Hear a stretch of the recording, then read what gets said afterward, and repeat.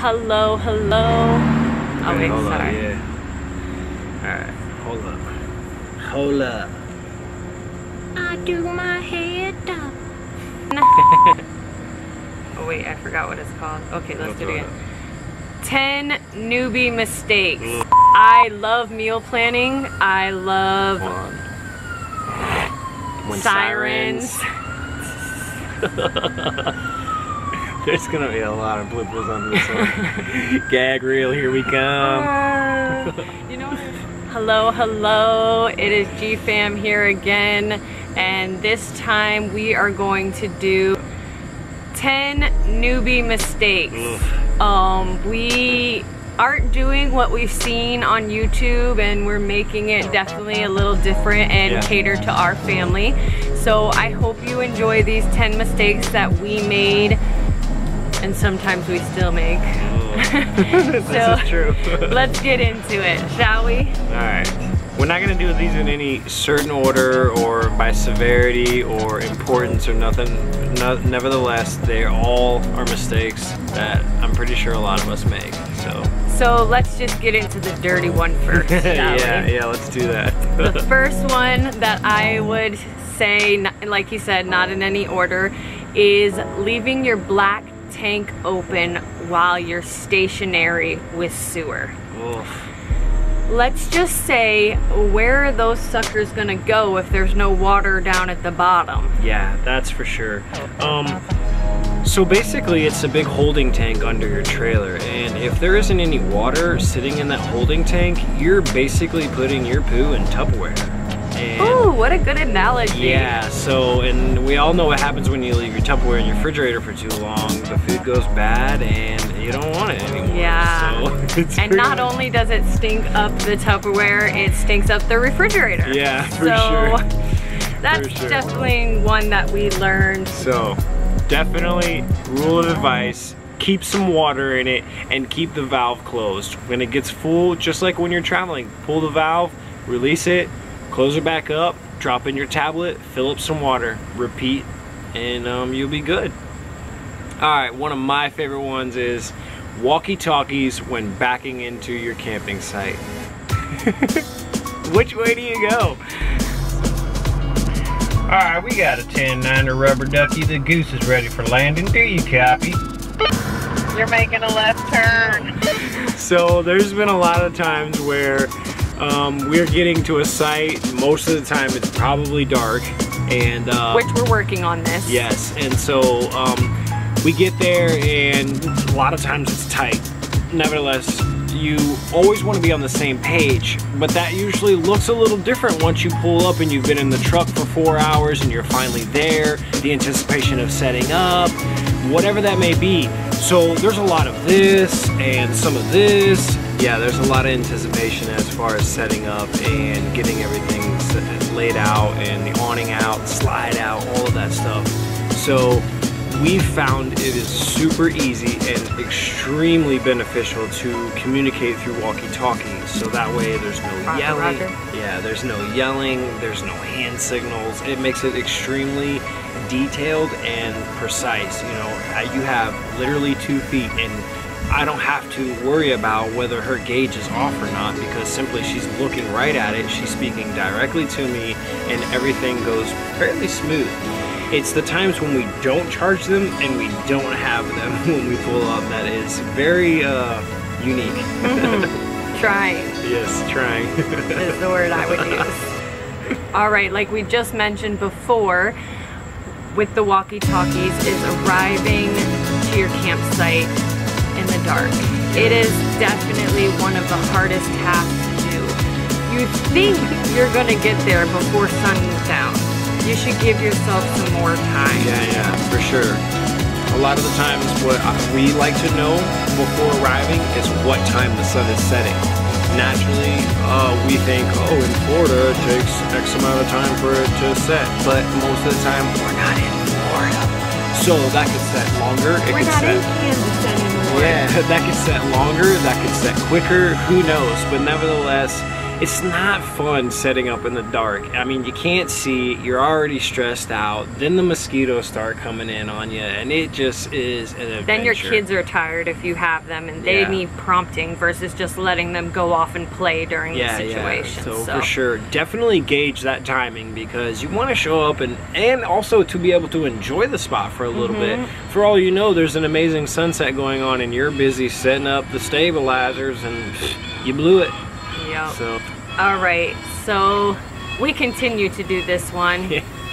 It is an ongoing thing with my children. They say, can't you just shave off all the corners of the cabinets, that is. Oh boy. In Sticks and Bricks, when you have your cabinet door open, it is usually below your head. Well, in our RV and in probably many RVs, it's right at your forehead. Yeah, that's for sure. And you go to bend down to wash that stuff in the sink, and you step back up and you get a nice little cut right on the top of your head. Yeah, that makes it nice and sore for you. Definitely.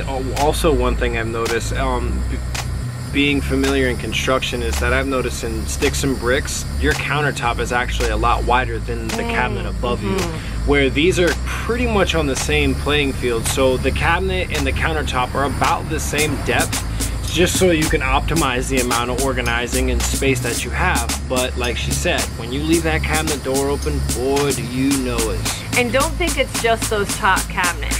Those bottom cabinets are right at your knees. And they're pokey too. Yeah, definitely a shin buster.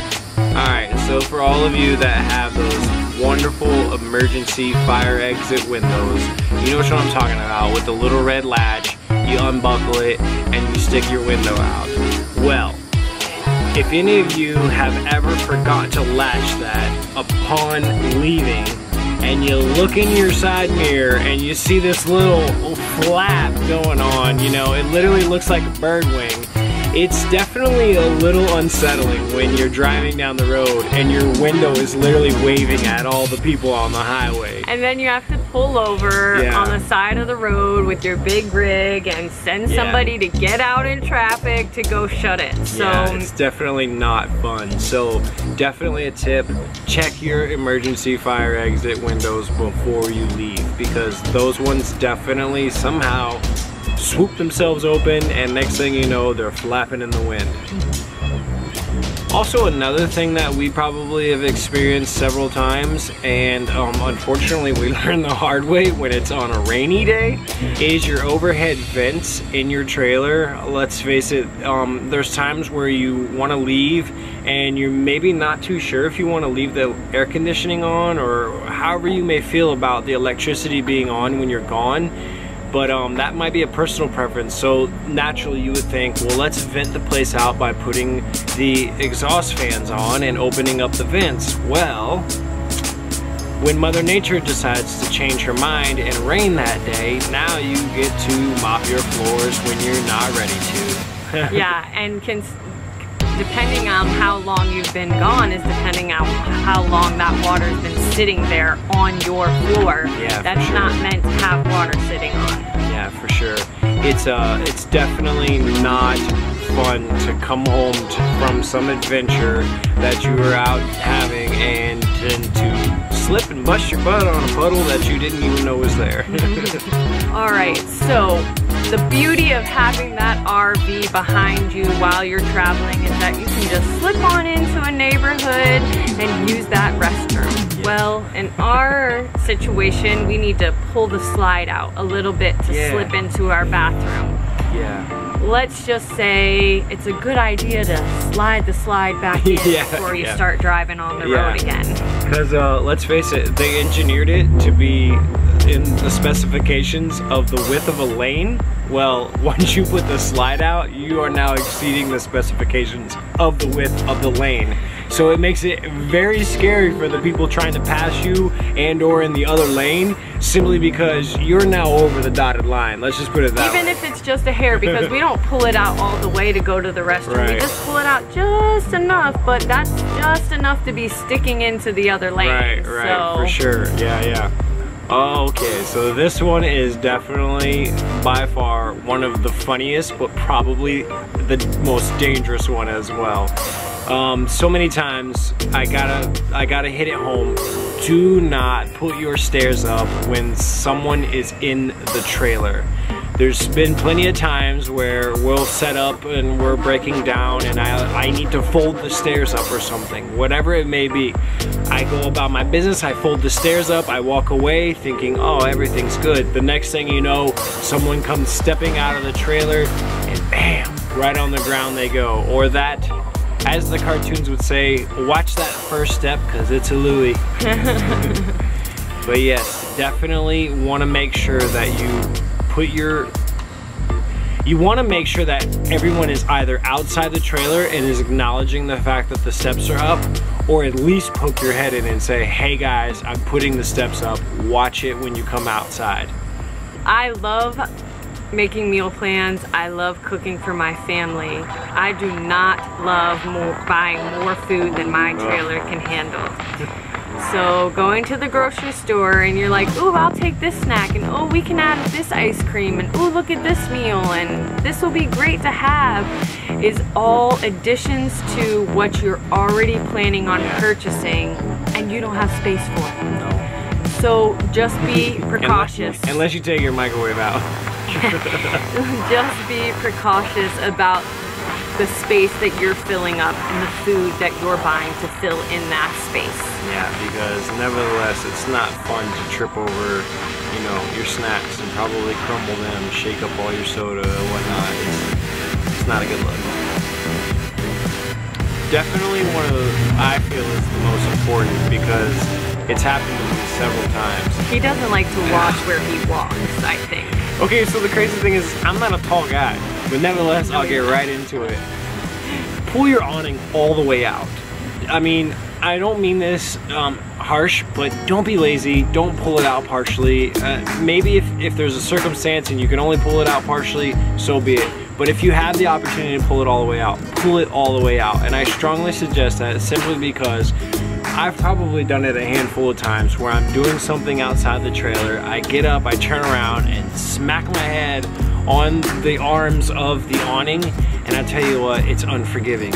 It's solid, and the trailer definitely bites back.